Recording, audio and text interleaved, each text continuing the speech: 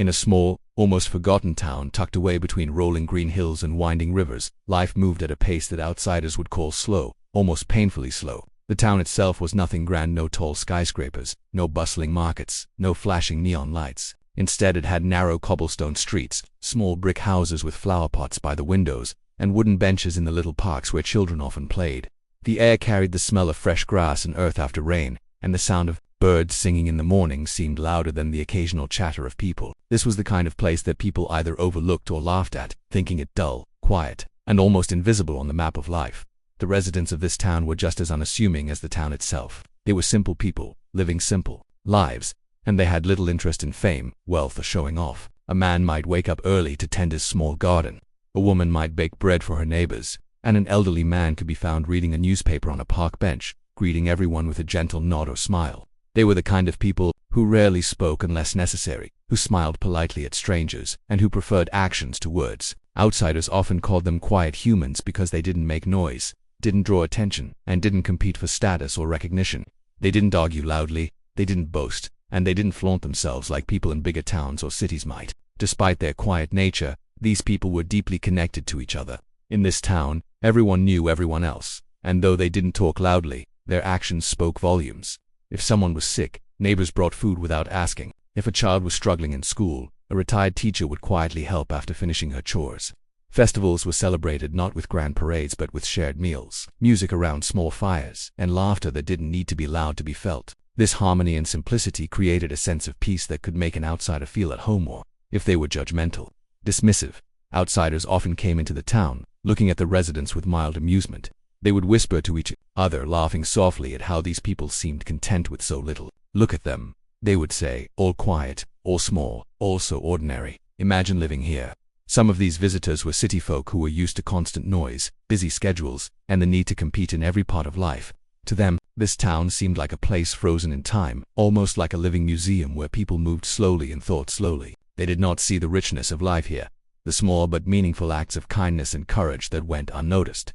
Among the residents, there was a certain pride in being quiet. They had learned, over generations, that life did not need to be loud to be significant. Their grandmothers had told stories of their own parents, who lived through hard times without shouting, who solved problems without making scenes, and who valued cooperation over confrontation. This pride wasn't about arrogance, it was about understanding one simple truth. True strength didn't need to be shown in public. It could exist quietly, hidden beneath gentle words and soft smiles. Like roots growing deep underground before a tree finally bursts through the soil. Life here was full of small joys. A morning could begin with a rooster's crow, the aroma of fresh bread baking in a neighbor's oven, and the laughter of children running barefoot through puddles after a rainstorm. Adults would go about their tasks calmly, whether it was repairing a roof, mending clothes, or planting seeds in the fields. There was a rhythm to life that outsiders could not understand. Everything had its own pace, and everyone knew it. Work was not done for show but for survival, care, and love for family and community. And even though the residents were quiet, they were observant. They noticed when someone was sad, when someone needed help, and when something unusual happened in their town. Their silence was not ignorance, it was attention. The town had its stories too, passed down from one generation to another. Some were about storms that destroyed homes but couldn't destroy the human spirit. Some about neighbors helping each other during famine, and some about small victories that no outsider ever noticed but meant the world to those who lived them. These stories were rarely told loudly, but when they were shared, eyes would glisten, hands would shake slightly, and a deep sense of pride would fill the room. Outsiders would often miss these stories entirely because they didn't look beyond the surface. To them, quiet humans meant ordinary humans, but that was far from the truth. It wasn't just pride or history that made them strong, it was also their adaptability. Life in the town could be hard. Winters were cold and harsh, summer droughts could ruin crops, and sometimes illness would spread quietly but relentlessly. Yet the townspeople faced all these challenges without panic. They had systems, simple yet effective, for caring for one another. If one family lost a harvest, others would share their crops. If someone fell sick, there was always someone ready to fetch medicine or sit by their bedside. Even the children learned early how to help without being asked. Outsiders would see this as being quiet or not impressive, but the truth was that this quietness hid immense resilience as the town went about its routine. It often became a target for mockery, even if unintentionally. Travelers passing through would make jokes, sometimes directly, sometimes under their breath. What do they do all day? Someone might whisper to sit around and watch grass grow. Others would laugh at the sight of neighbors greeting each other with calm smiles instead of dramatic gestures or loud proclamations. These laughs were harmless on the surface, but they reflected a common misunderstanding. The outsiders assumed that a quiet life equaled weakness, that being unremarkable meant being incapable of action, and that humility meant surrender. Yet within the quietness lay hidden strengths. The town had survived wars, economic hardships, and natural disasters. None of these events had left it broken, because the people were committed to each other. Their quiet approach often allowed them to observe situations carefully, understand the dynamics of problems, and act with precision and thoughtfulness. While others rushed and made mistakes, they moved deliberately, listening and watching before deciding on the best course. Their quiet lives had taught them patience, strategy, and resilience, qualities that outsiders would never guess by merely looking at them. This combination of simplicity, resilience, and quiet pride created a community that outsiders often underestimated, and that was exactly why the town could remain under the radar for so long. There was no need for loud announcements or public displays of power. Their strength was subtle but formidable. The laughter of outsiders didn't bother them. They had learned that it was the loudest people who often had the least to show for themselves.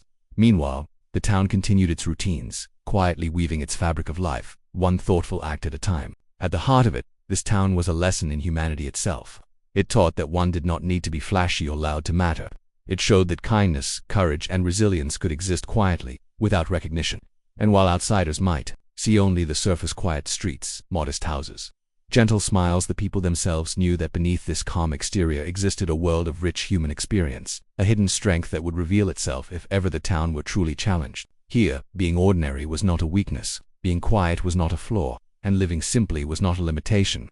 It was a deliberate choice, a way of life that had carried the town through generations, through hardships and joys alike. And though many laughed at them, assuming that quiet humans were weak or powerless, little did the world know that within this calm exterior lay a force that could move mountains, if ever it were called upon. Life in the small town continued with a sense of rhythm and calm that outsiders rarely understood.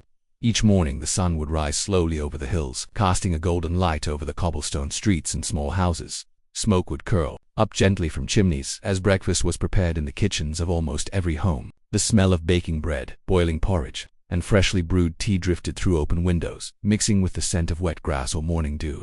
Children, who were often barefoot, would run through the streets, their laughter light but persistent, as neighbors watched fondly, waving from their porches or calling out reminders to be careful. It was a simple life, yet it was full of small moments that made every day significant. Most residents followed routines that had been established over generations. Farmers rose at dawn to tend their small fields or vegetable gardens. Some worked in the orchards, carefully pruning trees or picking fruits that glistened in the early morning light. Women might collect eggs from their chickens or prepare meals to take to neighbors who needed assistance. Evenings were often spent sitting outside, chatting quietly with neighbors about daily life, the weather, or family news. It was a life of balance, harmony, and unspoken understanding. Each person knew their role, and each act, no matter how small, contributed to the community as a whole. While the town seemed peaceful, there was also an unspoken awareness among the residents that outsiders often didn't take them seriously. Travelers passing through might stop at the market and chuckle at the slow pace, or shake their heads at how small the town's shops and facilities were. Why live like this? They would ask, either aloud or under their breath. Outsiders could not understand that the townspeople had intentionally chosen this life. The simplicity was not from poverty or inability, it was a conscious choice, a way to live in harmony with nature and with one another. The townspeople, however, didn't mind the laughter. They had grown used to it over the years. The quiet humans had learned that there was strength in modesty, and that not every action needed to be seen by others. They took pride in the fact that their lives were built on mutual respect, cooperation, and understanding. A neighbor helping another with repairs, a teacher giving extra lessons to struggling students, or a farmer sharing crops. All of this went unnoticed by outsiders but was deeply valued within the community. These acts formed a hidden network of care that bound the town together. Despite the outward calm, subtle tensions sometimes arose when the townspeople encountered outsiders or travelers who mocked them. Some young people, eager to prove themselves, might feel a flicker of anger or embarrassment when laughed at. They had grown up hearing jokes about quiet humans and slow villages. And while most ignored these jabs, it lingered in the back of their minds. This quiet town had always been underestimated, and that knowledge, though rarely voiced, created a shared determination to maintain dignity and protect the values that made them unique. It was during this period of quiet, daily life that the first hints of change began to appear. The town, long unnoticed by the wider world, started to attract attention for reasons that were both exciting and alarming. A large corporation, looking for new land to build a factory, had begun sending scouts to nearby areas. They were searching for places that seemed unremarkable, where property values were low, and where local resistance would appear minimal. When these representatives first came upon the small town, they saw what they assumed was an easy opportunity. The narrow streets, modest houses, and quietly working residents led them to believe that the town could be easily influenced or persuaded to agree to their plans. Meanwhile, the residents themselves were only partially aware of the looming threat. Some had noticed unusual trucks passing through, unfamiliar faces taking photographs, and occasional whispers of new developments in nearby regions. At first they assumed these were just travelers or surveyors passing through, not realizing the larger implications. Life continued largely as before. Children played in the streets, elders tended to their gardens, and neighbors exchanged pleasantries in soft voices. Yet, beneath the surface, a subtle unease began to take root, as if the town could sense that its peace might soon be disturbed. Within this early phase of the situation, individual stories began to emerge. One farmer, for example, noticed that a company representative had walked near his field, inspecting the soil and taking notes. Initially, he waved politely, thinking it polite to acknowledge a visitor. But when he saw other townspeople behaving similarly, he began to feel a mixture of curiosity and concern. A young teacher, preparing lessons for her students, overheard a conversation in the town square about big changes that might be coming. Her first reaction was disbelief. Surely a town like theirs could not be of interest to outsiders. But as the days passed, she realized that perhaps it was exactly because of their smallness and quiet nature that they had been noticed. The community's response in this early stage was cautious. Meetings were held in homes and small halls where people quietly discussed rumors and what little information they had. They shared stories of other towns affected by similar corporate interests, towns that had been overwhelmed and had little recourse. This knowledge, while unsettling, did not lead to panic. Instead, it fostered an awareness that they needed to prepare, to think carefully, and to observe closely before taking any action. The quiet humans were not quick to anger, but they were quick to notice and slow to forget. Their approach was deliberate, measured, and strategic, even if it seemed invisible to outsiders. As outsiders continued to underestimate the town, the residents began to recognize the power of their collective strength. In the streets, small acts of communication began to appear. Farmers would pass notes about unusual visitors. Children would recount what they had overheard, and neighbors would discreetly discuss patterns of movement and activity. There was no loud alarm, no panic, just a subtle web of observation and sharing. The quiet humans, it seemed, had an instinct for preparation. They did not react impulsively, but they did react wisely. This was a crucial part of the early situation under the calm surface. The seeds of organized resistance were being planted at the same time. The townspeople continued their daily lives with remarkable normalcy. Markets still opened at dawn, bakery ovens still worked late into the morning, and elders still shared wisdom with the younger generations. They understood that life could not stop because outsiders were beginning to pay attention. Maintaining normalcy was part of their strength that kept fear from spreading and allowed them to continue gathering information without drawing attention. Outsiders might see nothing, but the town was quietly preparing, almost like a calm river, gathering strength before it reached rapids. Some residents took it upon themselves to study the newcomers, observing their behavior and learning their patterns. They watched how the representatives spoke, how they interacted with the locals, and how much they underestimated the quiet humans. It became increasingly clear that the town's unassuming nature was seen as a weakness, but in reality, it was the opposite. The more the outsiders assumed superiority, the less they anticipated the possibility of resistance. The townspeople, in their quiet way, were beginning to form strategies, even if these strategies were still in their infancy. Families who had lived in the town for generations began to rely on networks of information, passing messages discreetly from one household to another. They shared observations, theories, and worries, but always with a sense of calm. No one panicked, no one shouted. The quiet humans had learned that the right action required patience, knowledge, and careful timing. By observing, recording, and discussing quietly, they created a foundation that would later become critical when the conflict escalated.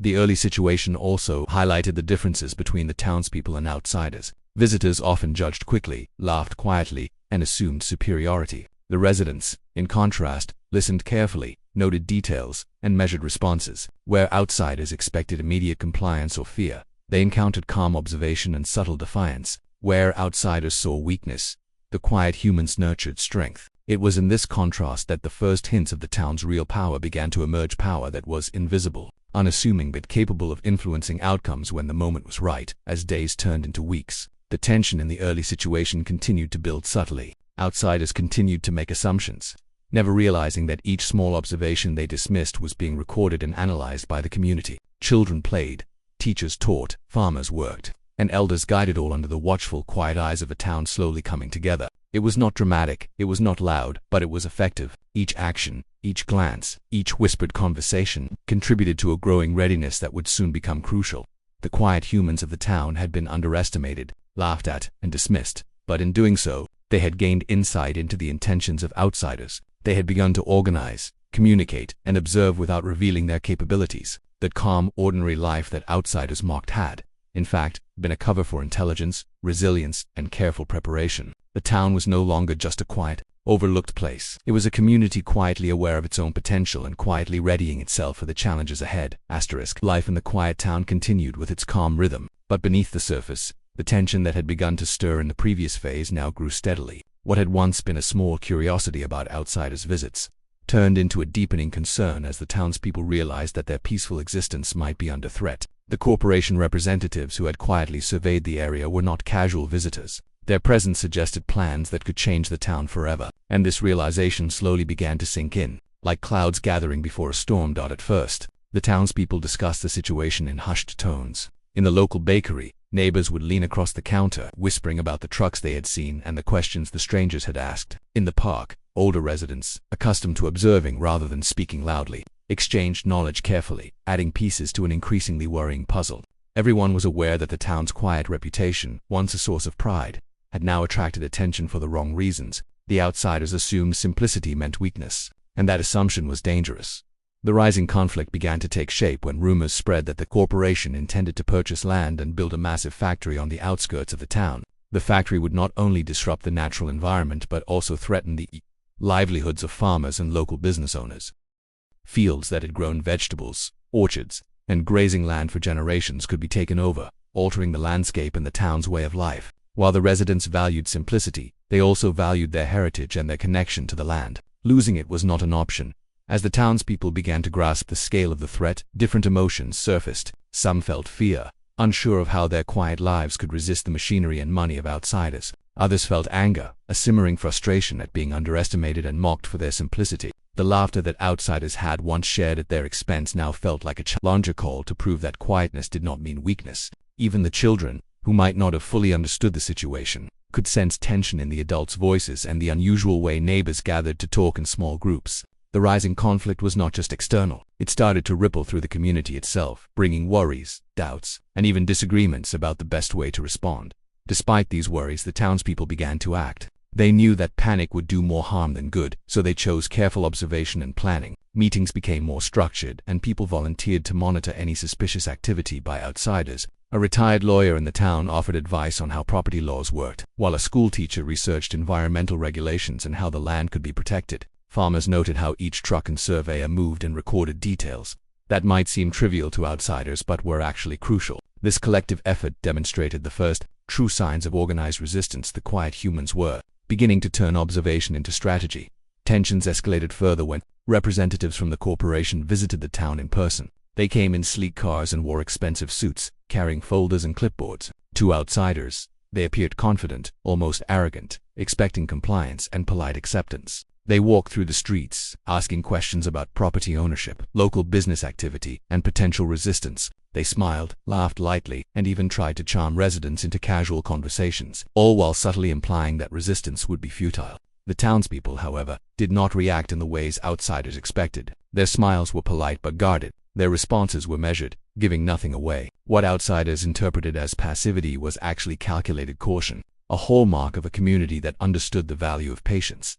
The rising conflict also revealed cracks in the assumptions of the outsiders. They assumed that small towns could be easily influenced or intimidated, but the quiet humans proved unpredictable. Some residents began to approach local authorities, quietly asking questions and submitting petitions to halt any sudden land sales. Others contacted environmental groups, alerting them to the potential ecological impact of a large factory. Even without loud protests, their actions began to form a subtle network of resistance. The rising conflict was no longer just about the threat of the factory. It was about the clash between perception and reality, the outsider's assumption of weakness versus the town's actual strength. As the situation developed, divisions within the community also became apparent. While most residents were united in their desire to protect the town, there were differences in opinion about how to respond. Some believed in negotiating directly with the corporation, hoping to reach a compromise that would minimize disruption. Others argued that any compromise was a threat to the town's values and that full resistance was necessary. Even within families, discussions became intense, though rarely confrontational. The rising conflict, therefore, was both external and internal. It tested the town's unity as much as it tested their ability to respond to outsiders. The psychological impact of the rising conflict was significant. Nights were often sleepless, with neighbors thinking over strategies or worrying about what the next day might bring. Children sometimes overheard adults whispering in the kitchen late at night, their tones serious and low. Even in the town square, where laughter and casual conversation had once been common, there was now a careful watchfulness. The rising conflict was no longer hypothetical. It had entered daily life. Every interaction, every glance from a stranger, and every truck passing through was a reminder that the quiet town could no longer remain unnoticed. At this stage, small acts of resistance began to emerge. Farmers started marking boundaries and taking notes on land ownership records. Shopkeepers began documenting any unusual requests or interactions with the corporation's representatives. The local librarian collected historical documents about the town and its legal rights, sharing copies with families to prepare them for potential disputes. Even children participated in small ways, delivering messages discreetly or alerting adults to anything unusual they noticed during their walks to school. The rising conflict transformed the community from passive observers to active defenders of their town. Though their methods remained quiet and thoughtful rather than loud and confrontational, one of the key features of this phase was the way the townspeople learned to leverage their own strengths. Outsiders relied on money, power, and external influence, assuming that authority and intimidation would be enough. The town, however, relied on knowledge, unity, and meticulous observation. Every small act of documentation, every careful note, and every quietly coordinated conversation became part of a larger strategy. The rising conflict highlighted a central truth. What outsiders dismissed as weakness was actually strategic patience. While they expected immediate compliance or fear, the quiet humans were preparing for a response that was both deliberate and powerful. During this period, the corporation also underestimated the town's ability to organize collectively. They continued to mock the residents, smiling at their harmless discussions or quietly laughing at their measured questions. To them, these people were polite, cautious, and ultimately powerless. They did not realize that this calmness was deliberate. Behind every polite smile and every soft-spoken response was careful planning, research, and readiness. The rising conflict, therefore, was not only about external threats but also about the battle of perceptions, the outsiders' arrogance versus the town's hidden capacity for resilience and resistance. The community also began to communicate in ways that were subtle yet effective. Messages were passed discreetly between households. Updates about the corporation's actions were shared quietly, and strategies were discussed in private corners of the town. Even the youngest members of the community were taught the importance of vigilance and observation, learning that sometimes listening and watching carefully was more powerful than acting impulsively. The rising conflict, in essence, trained the town to act as a single organism, each person aware of their role, each action contributing to a collective defense. As days passed, it became clear that the rising conflict would not resolve itself quickly. The corporation continued to push, sending new representatives, drafting contracts, and subtly threatening legal action. They expected the town to either comply or falter under pressure. Instead, the townspeople remained united, calm, and persistent. Every encounter with outsiders was carefully noted. Every interaction was part of a larger strategy, and every discussion in homes and small halls contributed to the growing sense of preparedness. The rising conflict, therefore, was as much about endurance as it was about immediate action. It was a test of patience, resilience, and community cohesion. Amid this tension, moments of normal life continued, but they were now tinged with awareness.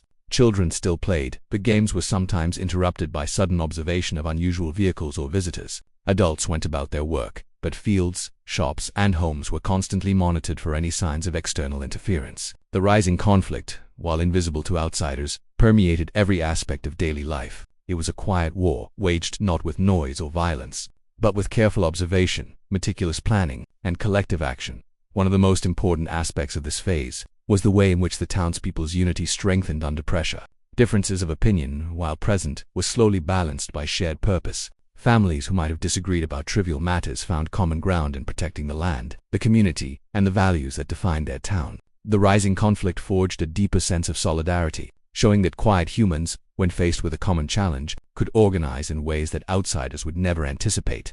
The rising conflict had transformed the town from a peaceful, overlooked community into a vigilant strategic force. Outsiders continued to assume weakness, continued to underestimate the quiet humans, and continued to mock their calm demeanor. Yet the residents had quietly prepared themselves. They had gathered knowledge, strengthened unity, and developed strategies to protect their home. What outsiders saw as simplicity and passivity was, in reality, a deliberate preparation for the moment when the town would need to stand firmly and decisively. The rising conflict was not dramatic in the sense of loud confrontations or explosive events. It was dramatic in the sense of tension, preparation, and the slow, almost invisible buildup of readiness. Every observation, every whisper, every careful action contributed to the growing power of a community that had long been underestimated. Outsiders laughed, assuming that quiet humans could not respond effectively. But the truth was that the rising conflict had awakened a hidden strength, a quiet, persistent, and ultimately unstoppable force. The town was readying itself for what was to come. The corporation, oblivious to the depth of preparation, continued with its plans, unaware that the quiet humans were far from passive. In every house, in every street, and in every field, the community was connected, prepared, and determined. The rising conflict had shown that even in a place overlooked by the world, ordinary people could become extraordinary defenders of their home, using patience, observation, and unity as their greatest weapons. The quiet town that had always been overlooked now faced a moment that would define its character for generations to come. The tension that had been steadily building in the previous phase reached a point where it could no longer be contained or delayed. The corporation that had been subtly probing, sending representatives, and studying the town's every move had finally made its presence unavoidable. Their plans were no longer abstract. They had become real, tangible,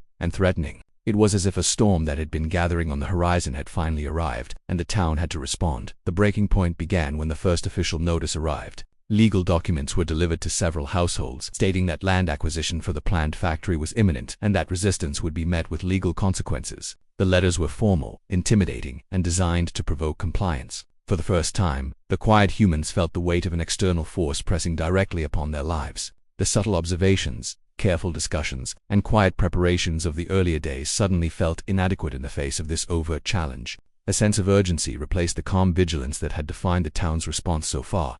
Families gathered immediately to discuss the implications of the notice. The baker, whose shop had been a central place for neighborhood discussions, invited neighbors to a meeting that evening. Inside the small shop, the warm scent of bread and pastries was mixed with a tense energy that was hard to ignore. Conversations were hurried yet careful. People shared their fears, their anger, and their doubts. Some questioned whether they could truly stop a corporation with so much power and money. Others reminded everyone that they had faced difficulties before, and that their strengths lay not in confrontation, but in strategy, unity, and resilience. The breaking point was not just about external threats. It was also about internal resolve, and whether the town could overcome doubt and fear to act decisively. Meanwhile, the representatives of the corporation began visiting homes directly, speaking in polished tones and offering incentives to persuade families to sell their land. They promised jobs, money, and modern infrastructure, hoping to tempt the townspeople into compliance. But the residents, though polite, refused to be swayed. They had seen through the charm and understood that these offers came at the cost of their heritage, their community, and their way of life. Each refusal, though quiet and calm, strengthened the resolve of the town as a whole. The breaking point was not marked by loud arguments or physical confrontations. It was marked by firm decisions, whispered solidarity, and the quiet but undeniable declaration that this town would not be taken lightly. Tensions in the town reached their peak when a public meeting was scheduled with the corporation. Outsiders expected the residents to be intimidated, to voice complaints meekly, and ultimately to give in. The town hall was filled with polished tables, microphones, and corporate representatives dressed impeccably, projecting confidence and authority. Residents entered quietly, aware that this moment could define the outcome of their community's future. The atmosphere was charged with a mixture of anticipation, anxiety, and determination. The breaking point had arrived in a very public, very tense form. As the meeting began, the representatives spoke first. They outlined their plans, emphasizing economic growth, modernization, and opportunities for employment. Their words were smooth and persuasive, designed to appeal to practicality and ambition. They laughed softly at the idea that a small, quiet town could resist progress, implying subtly that the residents were naive, powerless, or incapable of meaningful action. Every word was meant to belittle, to push the town toward submission. The breaking point, in this moment, was as much psychological as it was logistical. The quiet humans had to maintain their composure in the face of ridicule and pressure. The townspeople responded not with anger or aggression, but with careful, measured statements. Each speaker had prepared in advance, using knowledge gathered from earlier observations, research, and community discussions. They pointed out the environmental impact of the factory, the legal protections for their land, and the social consequences of displacing families. Their calm, fact-based arguments contrasted sharply with the outsiders' assumptions. What was meant to be intimidation turned into a showcase of preparedness. The breaking point revealed that quiet strength could stand against arrogance and power when combined with knowledge and unity. As the discussion progressed, the representatives grew increasingly frustrated. They had underestimated the town's ability to organize, to understand the implications of external interference, and to communicate collectively. They tried to interrupt, to dismiss, and to pressure, but each attempt was met with calm resistance. The breaking point was not a single dramatic act, but a series of small, deliberate actions that together created a formidable wall of defense. The town's silence, once mistaken for passivity, now carried authority. Every nod, every fact presented, every thoughtful response reinforced the message. This community would not be easily moved or coerced. Outside the town hall, residents who were not present in the meeting kept watch. They observed the arrivals of corporate cars, noting license plates and the timing of visits. Volunteers communicated discreetly, sharing updates with those inside. Children, too, played their part, delivering messages quickly and quietly between households. The breaking point had transformed the entire town into a coordinated effort, with every member contributing according to their abilities. This phase showed that resistance did not require loud protests. It required intelligence, cooperation, and persistence. The emotional intensity of the breaking point was profound. Families huddled together after the meeting, discussing the arguments made, the responses from the representatives, and what actions should follow. There was fear, yes, but it was accompanied by a growing confidence. They had faced the challenge directly and realized that their careful preparation had not been wasted. They had knowledge, legal backing, and a strong, united community. The breaking point had not only tested their courage but had begun to solidify their belief in the power of quiet determination. One particularly critical moment came when a young teacher, who had spent weeks studying environmental regulations and land rights, presented her findings at the meeting. Her voice was calm but firm, outlining facts that the corporation could not ignore. She highlighted potential legal complications, environmental risks, and the town's rights under local and national law. For a moment, the corporate representatives were silent, caught off guard by the clarity and precision of her argument. The breaking point was reinforced by the town's preparation had created leverage that outsiders had not anticipated.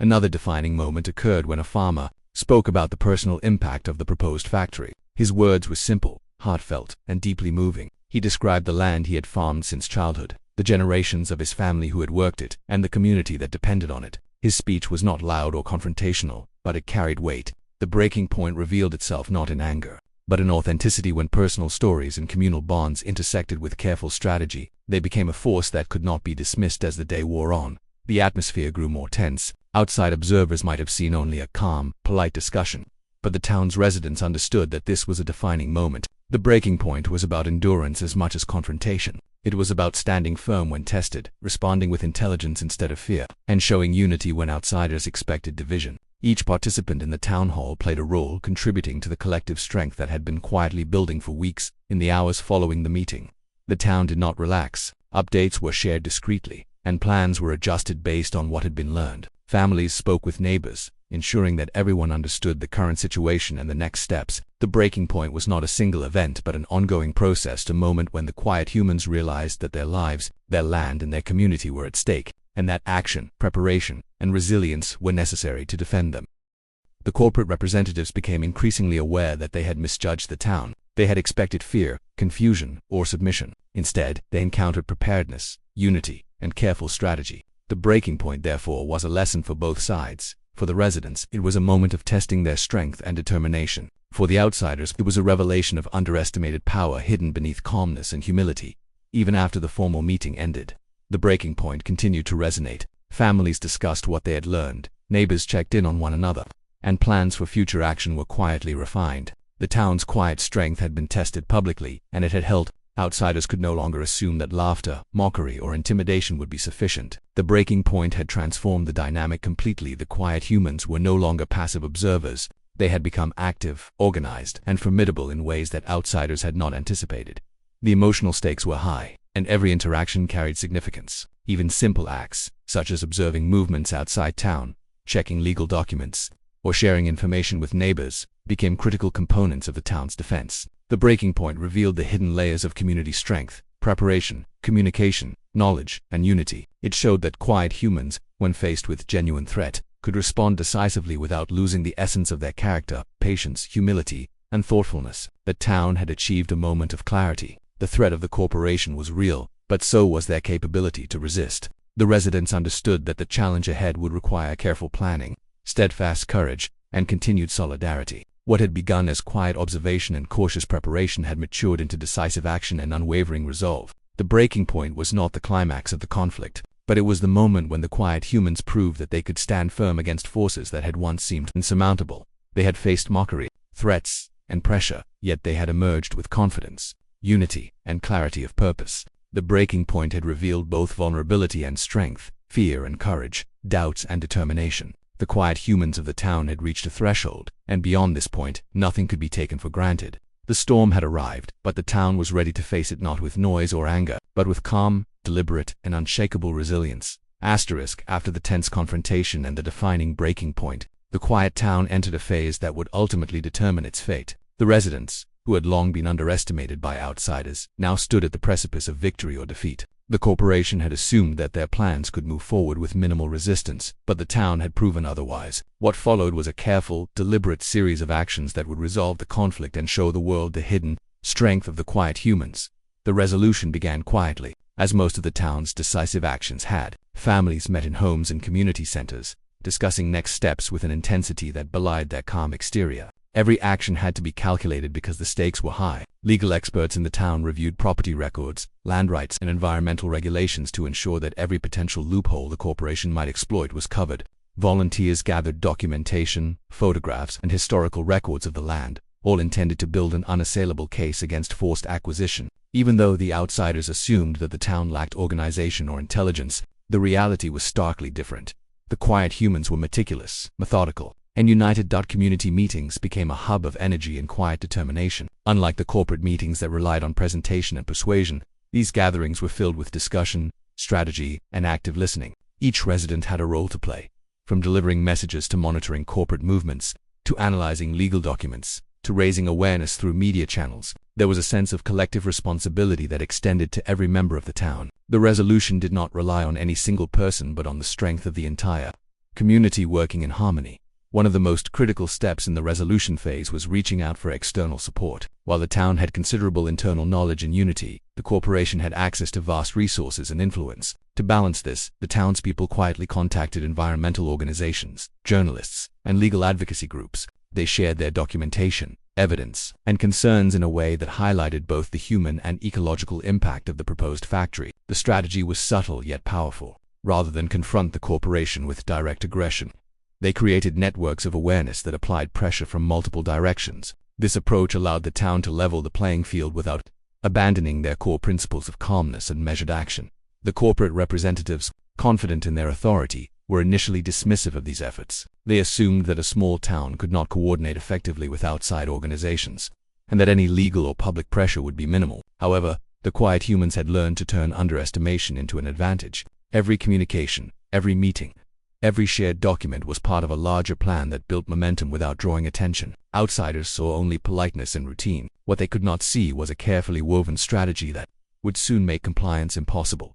Another crucial element of the resolution was public communication. The townspeople understood the importance of perception. They engaged local media, sharing their story in a way that highlighted the human element. Families who had lived on the land for generations, children who played in fields threatened by industrial expansion, and farmers whose livelihoods depended on the preservation of the land. The story was compelling, honest, and relatable. It did not rely on anger or dramatic claims, but on authenticity. By communicating their situation clearly and thoughtfully, the town created a wave of public support that the corporation could not ignore. Within the town, preparations continued as well. Volunteers coordinated schedules for observation. Legal experts prepared responses to any notices or threats, and community leaders ensured that every family was informed about their rights and responsibilities. Even children were given small, meaningful tasks, such as relaying messages or observing changes in the town's surroundings. The resolution phase, therefore, was not a single dramatic action but a sustained effort that combined strategy, communication, and community solidarity. The quiet humans demonstrated that resilience was not about loud protests but about consistent,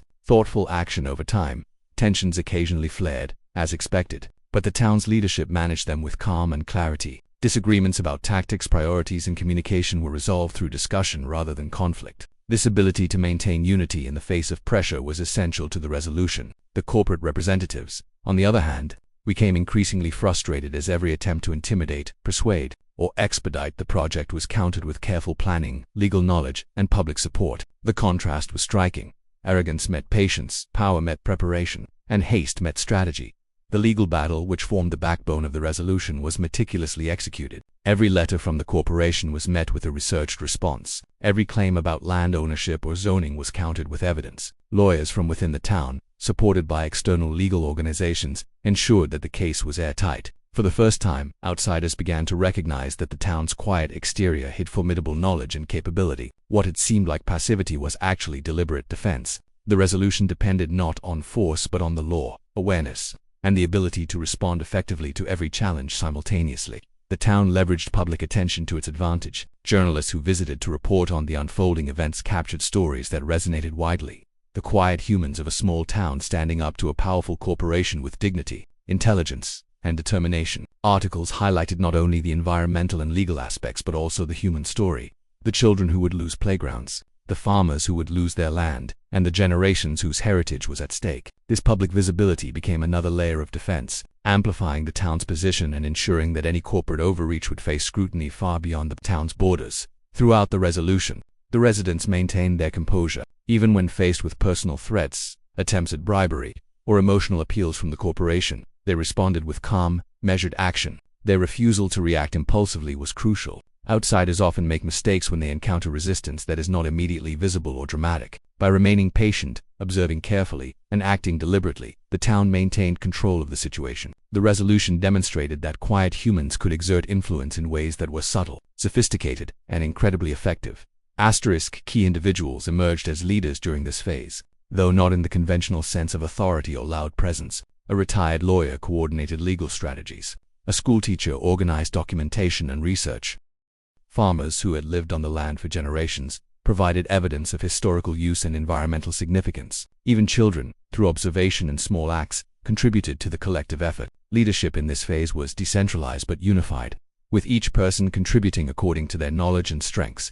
The resolution relied on this distributed leadership to maintain momentum and coherence. A turning point in the resolution came when the corporation attempted to apply pressure through public announcements and meetings intended to intimidate the town. The residents, however, had anticipated these moves. They presented their evidence, coordinated public awareness campaigns, and ensured that every statement from the corporation was countered with clear, factual, and well-prepared responses. Outsiders' attempts at manipulation were neutralized by careful preparation and collective action. The resolution was achieved not through confrontation but through strategic mastery of information, communication, and law. That as the process continued, victories, though subtle, began to accumulate. Notices from the corporation were challenged successfully. Public opinion shifted in favor of the town. Legal authorities, journalists, and advocacy organizations supported the community's efforts. Each success, small or large, strengthened morale and confidence. The quiet humans, once dismissed and laughed at, began to be recognized as formidable defenders of their home. The resolution phase was a slow, deliberate triumph, built on patience, unity, and intelligence rather than aggression or spectacle. The emotional impact of the resolution was profound. Families who had feared displacement now felt a renewed sense of security. Children could continue to play in their fields. Farmers saw their heritage preserved. The town's identity, which outsiders had assumed could be easily erased, remained intact. The residents experienced a deep sense of collective pride, not from arrogance but from the knowledge that they had faced a powerful challenge and emerged successfully. The resolution was not only about stopping a corporation, it was about affirming the values, unity, and resilience of an entire community. The corporation had little choice but to withdraw or modify its plans. The town's combination of legal preparation, public awareness, and organized community action had created a situation in which compliance was impossible without public backlash or legal consequences. The resolution had been achieved not through force, shouting, or chaos, but through the sustained, deliberate efforts of a community acting with intelligence, patience, and unity. Outsiders were forced to acknowledge that the quiet humans were anything but weak. The town began to return to its daily rhythms, though now with a renewed sense of pride and accomplishment. Children played freely once more, neighbors shared meals and stories, and routines resumed with a heightened awareness of their own strength. The resolution had proven that the quiet, observant, and unassuming lifestyle of the town was not a weakness but a foundation for resilience, strategy, and victory. The residents understood that, while peace had been restored, the lessons of this period would remain with them forever. Even in private conversations, families reflected on how the town's preparation and collective effort had made the difference. They understood that their calmness, patience, and intelligence had been underestimated by outsiders, and that these qualities had allowed them to navigate the crisis successfully. The resolution phase reinforced the central truth of the town's identity. Strength is not always visible, but it can be decisive when tested. The resolution also had an inspirational effect beyond the town. News of the quiet humans' victory spread to nearby regions, serving as an example of how ordinary people could stand up to powerful forces without losing their dignity, composure, or principles. Outsiders who had once laughed at the town began to regard it with respect. The resolution, therefore, was both local and symbolic, proving that even small, quiet communities could assert their rights and protect their heritage through careful, thoughtful action. The town had not only defended its land and lifestyle but had also strengthened the bonds within its community. Neighbors who had worked together during the crisis felt closer, children who had participated felt empowered, and the shared experience of overcoming a formidable challenge became a part of the town's collective memory. The resolution was a culmination of weeks of preparation, observation, communication, and strategic action, to showing that the quiet human's greatest strength lay in unity, patience, and intelligence. The crisis had passed. The corporation had withdrawn, and life in the quiet town began to settle back into its familiar rhythm. But the town was no longer quite the same. What had once been simply a small, overlooked place tucked between rolling hills now carried a story of courage, unity, and resilience. The aftermath of the struggle was not marked by loud celebrations or dramatic announcements. Instead, it was felt quietly, in subtle but meaningful ways, as families, neighbors, and the entire community reflected on what had been accomplished and what had been learned. Then, the days following the resolution, the townspeople took time to rebuild not just their routines but their sense of security. Fields that had been anxiously monitored during the conflict were returned to their normal care. Children returned to playing freely in open spaces, and farmers tended to crops without the shadow of imminent displacement. The rhythm of the town, once disrupted by tension and worry, was restored, and with it came a profound sense of relief. Yet, relief was only part of the experience. It was accompanied by reflection. Residents began to consider the lessons of the past weeks, recognizing how their quiet, deliberate actions had turned the tide against a powerful corporation that had initially seemed unstoppable. One of the first reflections was on the strength that had always existed within the town but had been underestimated by outsiders. Residents recalled the moments when corporate representatives had laughed at their calmness, mocked their simplicity, or assumed that their quiet demeanor signified weakness. Looking back, it was clear that the very qualities that outsiders had dismissed, patience, observation, humility, and unity, had been the key to the town's success. The community realized that strength does not always need to be loud or aggressive. Sometimes it is subtle, persistent, and deeply rooted in the people themselves. Families spoke with one another about the courage that had emerged during the struggle. The young teacher who had carefully researched legal regulations, the retired lawyer who had coordinated responses, and the farmers who had documented historical land use were all praised. Not in a formal sense, but in heartfelt gratitude and recognition. Children too were acknowledged for their contributions, whether it was delivering messages, observing movements, or simply learning the importance of vigilance and responsibility. The town reflected on how every individual, regardless of age or role, had played a part in achieving their shared goal. This sense of collective accomplishment was one of the most enduring aspects of the aftermath. The reflection also extended to the emotional growth of the community. Residents had faced fear, frustration, and doubt, yet they had persevered. In private conversations, parents discussed how the experience had taught resilience to their children, how moments of tension had strengthened bonds between neighbors, and how challenges could be met through thoughtful action rather than impulsive reaction. The aftermath was a time of emotional consolidation, when the community recognized that the lessons learned would be carried forward into future generations. The town had survived a test not just of land and property, but of spirit and character. In addition to emotional reflection, the community considered the practical consequences of the conflict and their victory. While the immediate threat of the factory had been removed, the town now understood the importance of maintaining vigilance. Systems were established to monitor for future developments. Communication networks between families and community leaders were formalized, and records of legal and environmental documentation were carefully organized for easy access. The aftermath was not a time to become complacent. It was a period of preparation and learning, ensuring that the town's hard-won independence and security could be preserved.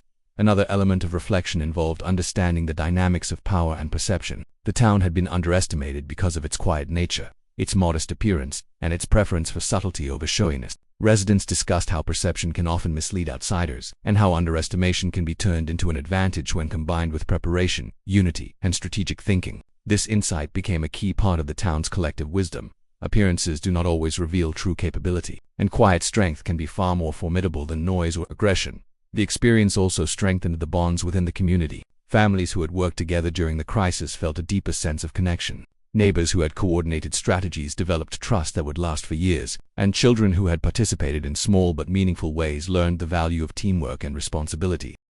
Reflection revealed that the struggle had not only preserved their town physically, but it had also enhanced the social fabric that made it strong. The quiet humans had always valued community, but the experience made them appreciate it in new, profound ways. During this period, conversations often turned to storytelling. Elders recounted the events of the past weeks in ways that would be remembered for generations. They described the initial encounters with corporate representatives, the legal preparations, the public meetings, and the quiet but deliberate actions that had ensured victory. Stories of courage, calmness under pressure, and clever strategies were shared in homes, in small gatherings, and even with visiting journalists or nearby towns. Reflection became a form of education, passing knowledge and wisdom to the next generation while celebrating the community's resilience. The aftermath was also a time of gratitude and humility. The residents recognized that their success had been due to both individual efforts and collective coordination. No single person had won the battle alone. It was the unity, patience, and collaboration of the entire community that had made the difference. In quiet conversations, neighbors expressed appreciation for each other's roles, acknowledging the sacrifices, contributions, and courage that had been shown. The town's reflection emphasized that true strength is often found in collaboration and mutual support rather than in solitary acts of heroism.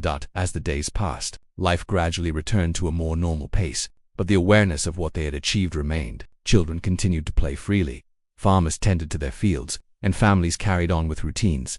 But the town now had a collective sense of empowerment. They had faced a powerful, external threat, and by working together calmly and intelligently, they had preserved their land, their heritage, and their way of life. The reflection on these events reinforced a sense of pride, not arrogance, but quiet confidence in their abilities as a community. The aftermath also prompted contemplation about the future. Residents considered how they could maintain the lessons learned, not just for themselves but for the generations that would follow. Plans were made to document the strategies and experiences of the conflict, to teach young people about legal rights, civic responsibility, and the importance of community action. Reflection became proactive, as the town sought to ensure that its history of courage and resilience would serve as a guide for years to come. The quiet humans understood that their victory was not just a moment in time, but a foundation for continued strength and vigilance. One of the most profound aspects of the reflection phase was the recognition of the balance between humility and strength. The residents had always lived quietly, without seeking recognition or accolades, yet their actions during the conflict demonstrated that humility does not equate to weakness.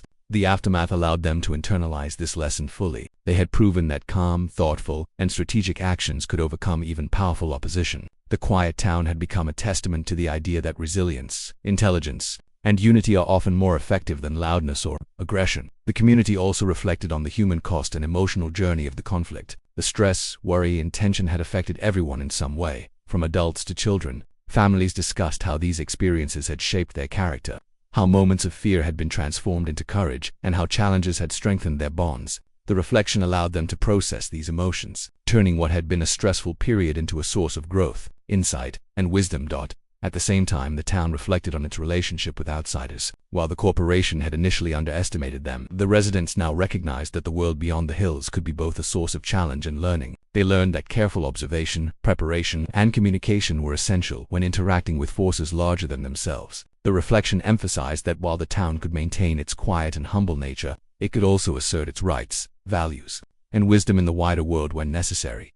The aftermath was marked by subtle celebrations. While there were no parades or loud fanfare, families shared meals, neighbors exchanged stories, and children played with the freedom that had been preserved through collective effort. These moments were filled with quiet joy, pride, and relief. Reflection was intertwined with these celebrations.